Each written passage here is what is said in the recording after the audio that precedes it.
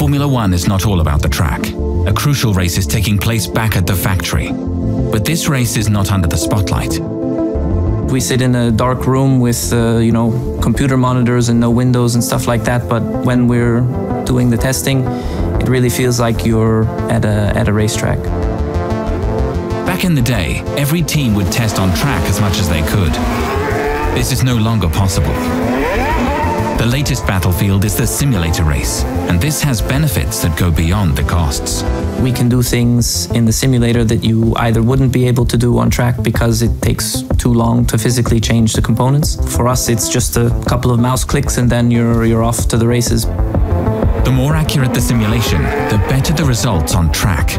Dozens of team members are at work to create the most realistic simulation possible.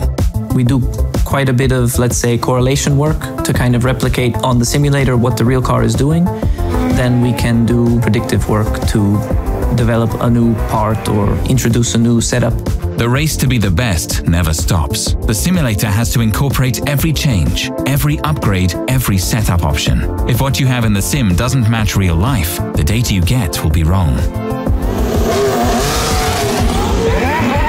The only ones who know how the real car feels like are the drivers, but it's the engineers who have to interpret their feedback. We learn a lot actually about how they operate the car, where they have particular limitations, and then how we can change something, either if it's a setup parameter or maybe longer term, fundamentally change some characteristic of the vehicle, which is allowing them to, let's say, extract a little bit more of the performance potential. The simulator has become an important tool for the team. It helps us plan the races. It helps us develop the car. It helps us validate the designs of the future. Short term, we're looking at the next race. In the medium term, we're looking at the next big upgrade, or even the longer term, maybe the next year's car. So we answer as many questions as we can before we get to the racetrack or before we have to release the parts, so that we're starting off with what we think is the best that we can do with all of the information that we have.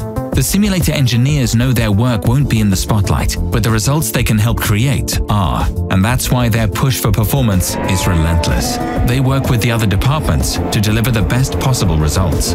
It also depends on the data coming from the wind tunnel and the kind of quality of the offline simulations. The wind tunnel is where we will go next.